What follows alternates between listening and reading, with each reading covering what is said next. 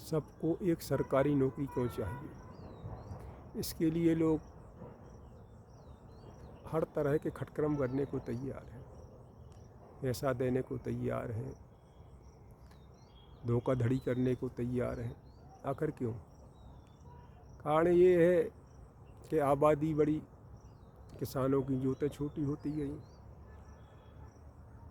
व्यापार का कोई ठिकाना नहीं रहा। अब कौन सा व्यापार बंद हो जाए कोई भरोसा नहीं। पिछले 20 सालों में मैंने देखा है कि कई व्यापार बंद हो गए और प्राइवेट नौकरियां में भी कई बार कंपनी बंद हो जाती हैं तो नौकरी छूट जाती है लोगों की। और इसके अलावा सरकारी नौकरी में वेतन भी बहुत ज़्यादा है। पहले इतना वेतन नहीं था। मुझे याद है हमारे मोहल्ले के एक सज्जन थे, तो उनकी शिक्षक की नौकरी का आदेश आ गया तो वो अपने पिताजी से मिलने गए। तो उनके पिताजी मकान बनाने का काम करते थे, तो काम जहाँ कर रहे थे वहाँ पहुँच गए। बोले मास्टरी का आदेश आ गया है, हमको जाना है। तो उनके पिताजी ने पूछा वेतन कितना मिलेगा? बोले 60 रुपये महीना।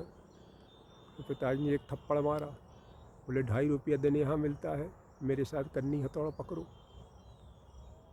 काम करो। अब आप विचार करिए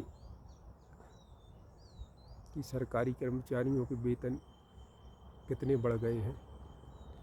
उसके साथ साथ भ्रष्टाचार ही बहुत बढ़ गया है।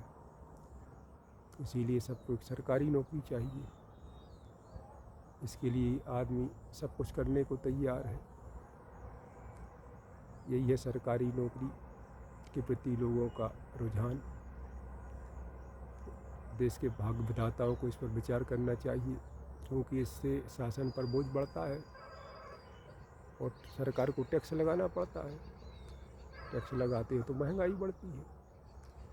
आज स्थिति ये है कि देश का कोई भी सामान जो आप 100 रुपये खरीदते हैं उसमें लगभग 30 रुपये सरकारी टैक्स में चला जाता है।